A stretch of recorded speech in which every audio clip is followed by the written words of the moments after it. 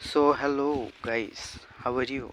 I think all of you good and doing very fantastic in your life.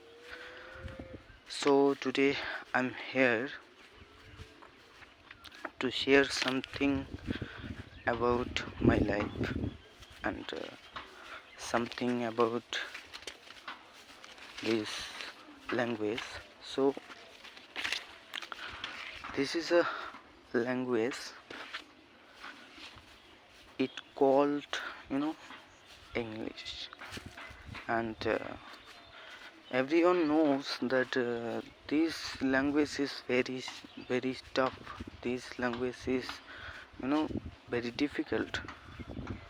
You cannot learn this language. You cannot speak like a perfect speaker, like a foreigner. But dear friends, look, today I am speaking front of you in this language, not very perfectly. I know I am doing mistake, but yeah, it is possible because when you do mistake, you learn from your mistake. So that's why I don't feel shy and I don't feel nervous for my mistake, because I know if I do mistake I will learn better. So yeah, this is a language. It's a not rocket science. It's a not difficult things. It's a not impossible things. You can learn by practicing. You can learn by